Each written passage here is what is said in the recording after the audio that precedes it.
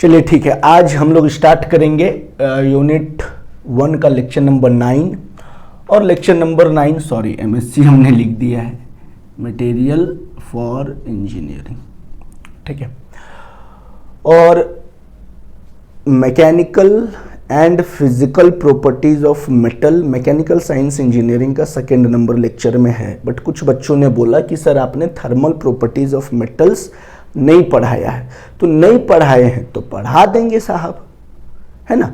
आप इसी तरह से बताइएगा, अगर कोई टॉपिक छूट जाएगा तो मैं उसे जरूर पढ़ाने की कोशिश करूंगा। ठीक है, thermal properties of metal. Thermal का मतलब क्या होता है? Heat energy. याद रखिएगा, थर्मल का मतलब क्या होता है? हीट एनर्जी, हीट, उष्मा।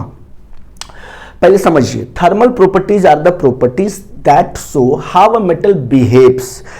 जितने भी धातु होते हैं, अलग अलग मेटल्स होते हैं, वो कैसे अपने प्रॉपर्टीज को चेंज करते हैं जब उसे गर्म किया जाता है या फिर जब उससे हीट निकाला जाता है। व्हेन हीट इज अप्लाइड, जब हीट दिया जाएगा, गर्म किया जाएगा। व्हेन हीट इज रिमूव्ड, जब उसको ठंडा किया जाएगा यानी हीट निकाला जाएगा। तो मेटल कैसे अपने प्रॉपर्टीज को चेंज करता है। These properties are important in engineering, welding, casting and heat treatment process. गर्मी बहुत है साहब, पेशेंस से पढ़िए।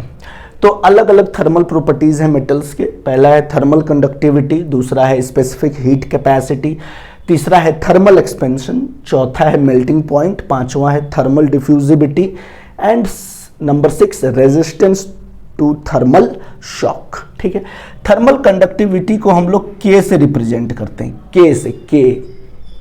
ठीक है, थर्मल कंडक्टिविटी को किससे रिप्रेजेंट करते हैं? के से।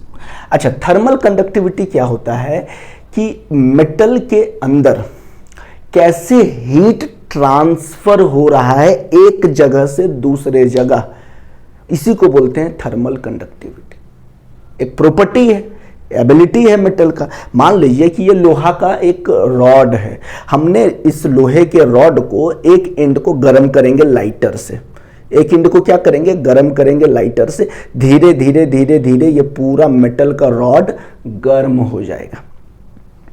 कैसे गर्म हो गया? हमने तो हीट यहां किया, लेकिन हीट धीरे धीरे धीरे धीरे एक जगह से ट्रांसफर होते होते कहां पहुंच गया? लास्ट सिरे तक पहुंच गया। तो इसी प्रॉपर्टी ऑफ मेटल को हम लोग बोलते हैं थर्मल कंडक्टिविटी। जब किसी भी मेटल को हीट करेंगे तो हीट ट्रांसफर होगा एक जगह से दूसरे जगह। सबसे इंपॉर्टेंट बात, यहां पर जितना हीट होगा धीरे धीरे धीरे धीरे इधर जो हीट होगा वो कम होगा। इसका मतलब है कि टेम्परेचर डिफरेंस होगा। ऐसा नहीं कि यहां 50 डिग्री सेल्सियस है तो यहां भी 50 डिग्री सेल्सियस होगा। गेटिंग और नॉट गेटिंग? और हीट तभी ट्रांसफर हो सकता है जब दो पॉइंट के बीच में तापमान का डिफरेंस हो। बात समझ में आ रही है ना? तभी आपका हीट ट्रांसफर हो सकता है। बात समझ में आई या नहीं आई? आप सुबह सुबह ठंडा पानी, मान लीजिए अभी बहुत गर्मी का दिन है या फिर ठंड का दिन है, मान लीजिए ठंड का दिन है, ठीक है। अब आप ठंड के दिन में नहाना जल्दी पसंद करते नहीं, और आप चले गए बाथरूम और खोल दिए एकदम टैप ठंडा पानी वाला। अब जैसे ही ठंडा पानी का शावर आपके बॉडी पे गिरेगा, आपका बॉडी सिजलिंग करेगा, नहीं करेगा? थोड़ी देर के लिए सिजलिंग करेगा, क्योंकि ठंडा पानी, आपका बॉडी गर्म है, ठंडा पानी आया, टेम्परेचर डिफरेंस हुआ, और टेम्परेचर डिफरेंस के कारण ही क्या हुआ? आपका बॉडी ठंडा पानी को महसूस किया। और जब आप 15 मिनट 10 मिनट तक नहाते रहेंगे तो वो ठंडा पानी अब और आपको ठंडा करना बंद कर देगा, क्योंकि अब आपका बॉडी का तापमान और पानी का तापमान सेम हो चुका है। अब फर्दर आपको ठंडा नहीं लगेगा। बात समझ में आ गई? तो थर्मल कंडक्टिविटी क्या हो गया? It is the ability of a metal to transfer heat from one place to another. ठीक है, एक जगह से दूसरे जगह हीट को ट्रांसफर करने के लिए जो एबिलिटी होती है मेटल की, उसको बोलते हैं थर्मल कंडक्टिविटी। ठीक है, अगर किसी भी मेटल का थर्मल कंडक्टिविटी बहुत ज़्यादा है तो वो बहुत जल्दी गर्म हो जाएगा, और अगर हीट कंडक्टिविटी कम है तो वो लेट से गर्म होगा। बात समझ में आ रही है ना? कॉपर हो गया, एल्यूमिनियम हो गया, बहुत सारे मेटल है, आयरन है, इस सब का थर्मल कंडक्टिविटी बहुत ज़्यादा होता है। लेकिन अगर हम वुड की बात करें या प्लास्टिक की बात करें तो ये सब नॉन मेटल्स है, और नॉन मेटल का थर्मल कंडक्टिविटी बहुत ही कम होता है। बात समझ में आ रही है ना, क्योंकि अगर आप बहुत डिटेल में जाएंगे तो फ्री इलेक्ट्रॉन्स नहीं पाए जाते हैं आपका नॉन मेटल्स में, गेटिंग और नॉट, जिसके कारण वो पुअर कंडक्टर ऑफ हीट होता है। अगर हम बोलते हैं कि कोई भी metal good conductor of heat है, तो गुड कंडक्टर ऑफ हीट क्यों है? क्योंकि उसका थर्मल कंडक्टिविटी ज़्यादा है, थर्मल कंडक्टिविटी बहुत अच्छा है, इसीलिए that one is a good conductor of heat. और बैड कंडक्टर ऑफ हीट क्यों है? क्योंकि उसका थर्मल कंडक्टिविटी बहुत कम है, इसीलिए वो बैड कंडक्टर ऑफ हीट है। बैड कंडक्टर ऑफ इलेक्ट्रिसिटी है, बैड इलेक्ट्रिसिटी बोलेंगे इसका मतलब कि इलेक्ट्रॉन है ही नहीं, या बहुत लेस इलेक्ट्रॉन है। और मेटल में ऐसे ही फ्री इलेक्ट्रॉन्स ज़्यादा होता है, तभी तो मेटल का इस्तेमाल हम लोग करते हैं वायर में करंट दौड़ाने के लिए, नहीं करते? कॉपर वायर, कॉपर कहते हैं यार जब भी वायर खरीदोगे कॉपर का खरीदना, कॉपर का वायरिंग कराना, क्यों? Because that one is a good conductor of electricity. Free electrons बहुत ज़्यादा होते हैं। हाँ, बहुत ज़्यादा अगर करंट जाएगा तो फिर उसका थर्मल कंडक्टिविटी भी बढ़ जाएगा, गर्म हो जाएगा साहब, समझ में आ रही है ना? तो थर्मल कंडक्टिविटी को दिमाग में रख कर ही हम लोग क्या करते हैं, कुकिंग यूटेंसिल्स यानी जितने भी रसोई के बर्तन होते हैं वो बनाते हैं। रेडिएटर गाड़ी में इस्तेमाल होता है ना। हीट एक्सचेंजर आप देखे होंगे, हीट एक्सचेंजर बहुत जगह इस्तेमाल होता है, हीट एक्सचेंजर गाड़ियों में भी इस्तेमाल होता है हीट एक्सचेंजर। और फिर आप देखेंगे जो फ्रिज होता है, फ्रिज के बैक साइड कभी जाकर देखिए, पतला सा एकदम एक है ना, पतला सा रॉड, चारों तरफ से पाइप होता है, एक्चुअली वो घुमा हुआ होता है, that one is a heat exchanger. खैर एनीवे, इसको बाद में पढ़ेंगे, पहले आप थर्मल कंडक्टिविटी समझ गए। दूसरा है specific heat capacity. Specific heat capacity भी एक प्रॉपर्टीज है मेटल का, जो क्या होता है कि ये किसी भी मेटल के तापमान को 1 डिग्री सेल्सियस बढ़ाएगा कितने टाइम में, ध्यान से समझिए। एक मेटल के तापमान को बढ़ाएगा कितना, 1 डिग्री सेल्सियस कितने टाइम में बढ़ाएगा, ये इंपॉर्टेंट है, उसी को बोलते हैं specific heat capacity. It is the amount of heat required to raise the temperature of a metal by, कितना हीट चाहिए, कितना हीट देंगे जिससे कि तापमान 1 डिग्री सेल्सियस बढ़ जाएगा, और कितने टाइम में बढ़ेगा, ये भी इंपॉर्टेंट है, ठीक है। तो जिस भी मेटल का हाई स्पेसिफिक हीट कैपेसिटी होता है, या बात सबको समझिए, जिस भी मेटल का हाई स्पेसिफिक हीट कैपेसिटी होता है उसको बहुत ज़्यादा तापमान चाहिए गर्म होने के लिए, बात समझ में आ गई। और जिसका स्पेसिफिक हीट कैपेसिटी कम होता है वो बहुत जल्दी गर्म हो जाता है। मेटल्स में भी बहुत सारे मेटल्स है, बहुत जल्दी गर्म हो जाएगा क्योंकि उसका स्पेसिफिक हीट कैपेसिटी बहुत ज़्यादा है, बात समझ में आ रही है ना। अब मान लीजिए एकदम गर्म चाय है और गर्म चाय में 1 चम्मच डालकर छोड़ दीजिए, थोड़ा देर के बाद वो चम्मच गर्म हो जाता है, उसकी स्पेसिफिक हीट कैपेसिटी ज़्यादा होगी, बात समझ में आ रही है ना। तो कोई भी मेटल का अगर तापमान 1 डिग्री सेल्सियस बढ़ गया तो उसका स्पेसिफिक हीट कैपेसिटी मेजर किया जाएगा by the reference of time, कितने समय में बढ़ा। अगर बहुत ज्यादा टाइम लग रहा है 1 डिग्री सेल्सियस बढ़ने में, इसका मतलब उसका स्पेसिफिक हीट कैपेसिटी कम है, बात समझ में आ गई। तो इसलिए हमने लिखा कि जिस भी मेटल का हाई स्पेसिफिक हीट कैपेसिटी होगी, जिस भी मेटल का हाई स्पेसिफिक हीट कैपेसिटी होगी उसको बहुत ज्यादा तापमान चाहिए गर्म होने के लिए, और जिस मेटल का लो स्पेसिफिक हीट कैपेसिटी होगी वो बहुत कम समय में गर्म हो जाएगा, ठीक है। तो इसका हम लोग ज़्यादातर हीट ट्रीटमेंट प्रोसेसेस में हम लोग क्या करते हैं, स्पेसिफिक हीट कैपेसिटी जो प्रॉपर्टी है वो बहुत ही इंपॉर्टेंट प्रॉपर्टी होता है, क्योंकि हर मेटल का जो होता है आपका मेल्टिंग पॉइंट अलग अलग होता है, हर मेटल का अलग होता है ना मेल्टिंग पॉइंट, तो उसकी हीट कैपेसिटी भी अलग होगी, उसकी थर्मल कंडक्टिविटी अलग होगी, गेटिंग और नॉट।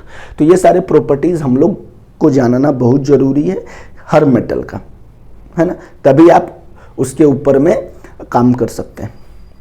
तीसरा है थर्मल एक्सपेंशन।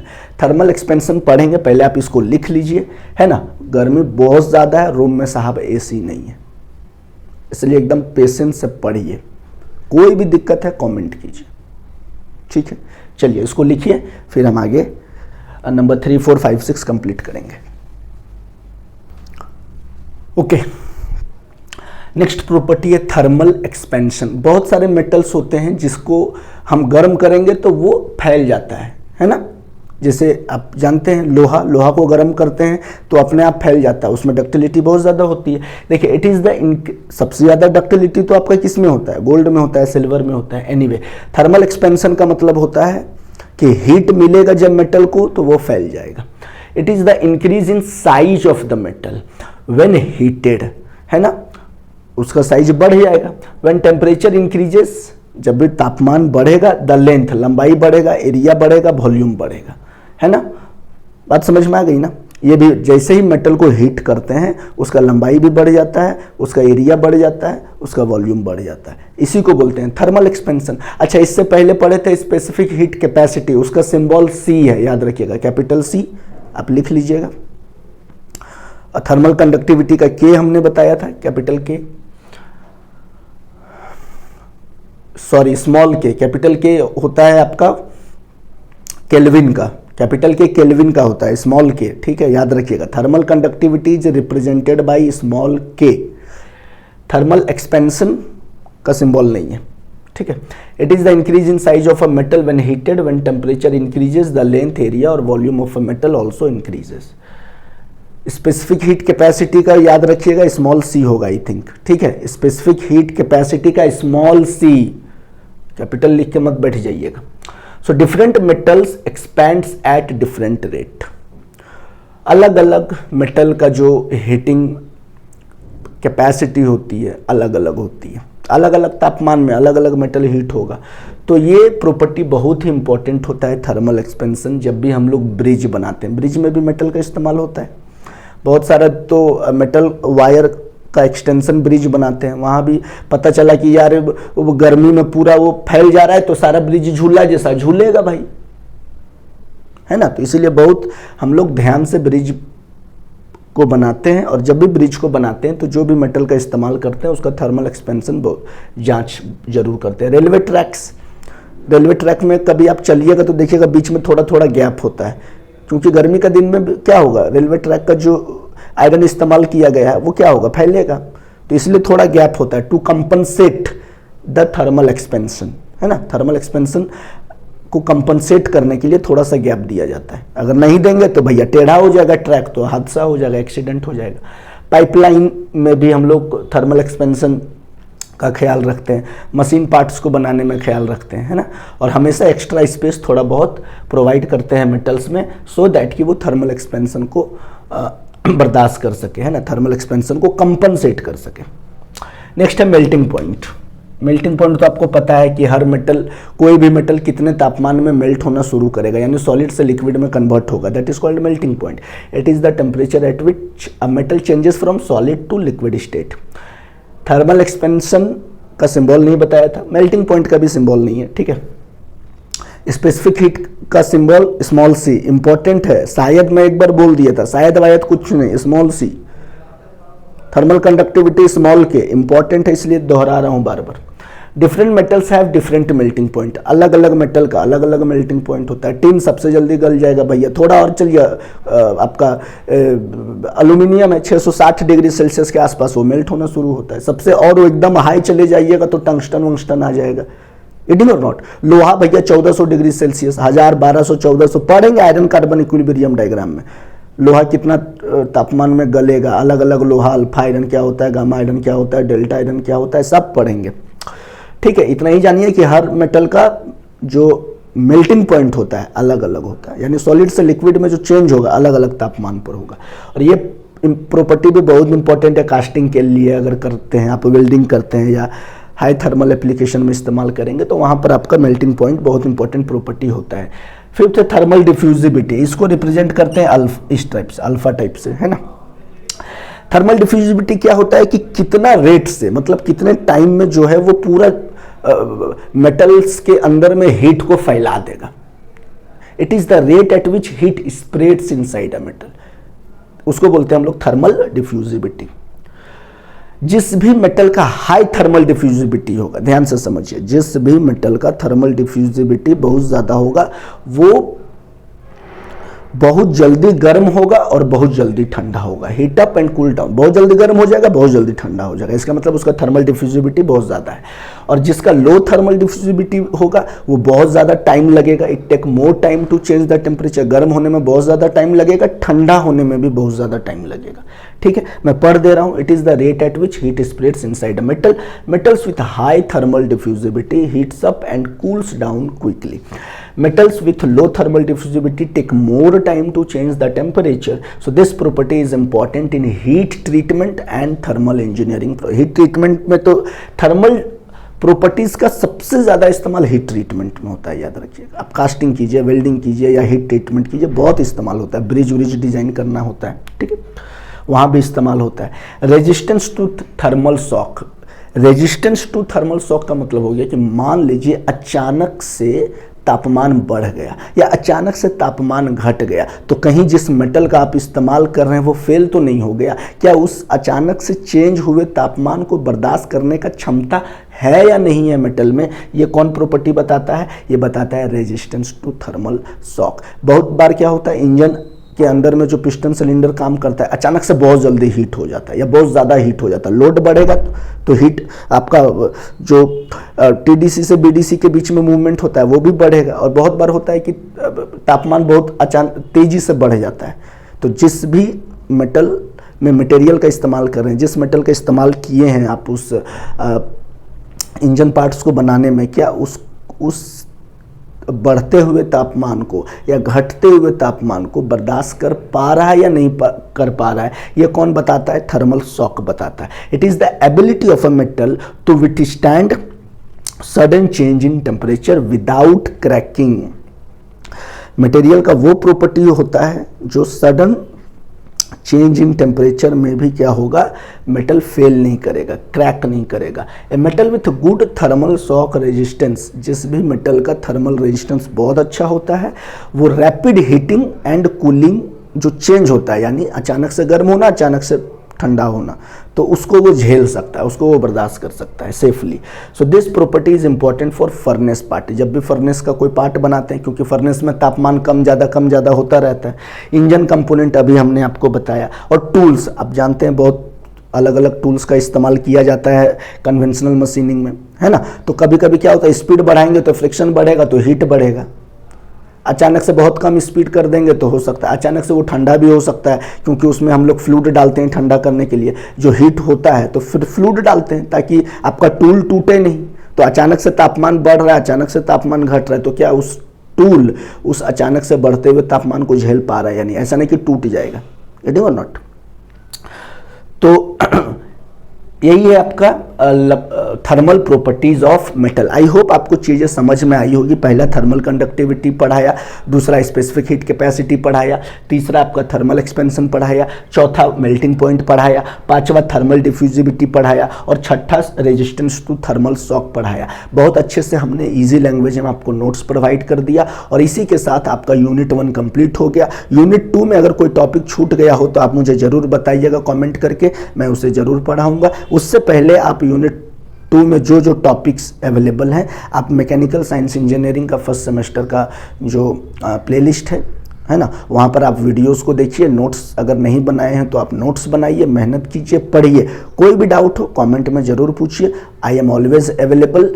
गेटिंग, मैं आपके लिए ही इतना मेहनत कर रहा हूँ सो दैट कि आप अच्छे से पढ़ सकें, और मेरा तो काम ही है पढ़ाना साहब, मुझे अच्छा लगता है पढ़ाना, और अगर आपको भी अच्छा लगता है पढ़ाना तो आप इसे ज़रूर अपने नोट्स में कॉपी में लिखिए, पढ़िए, और आप अपना ख्याल रखिए। अगले लेक्चर में किसी नए टॉपिक के साथ हम आपसे मुलाकात करेंगे। तब तक के लिए मुझे दीजिए इजाज़त। जय हिंद।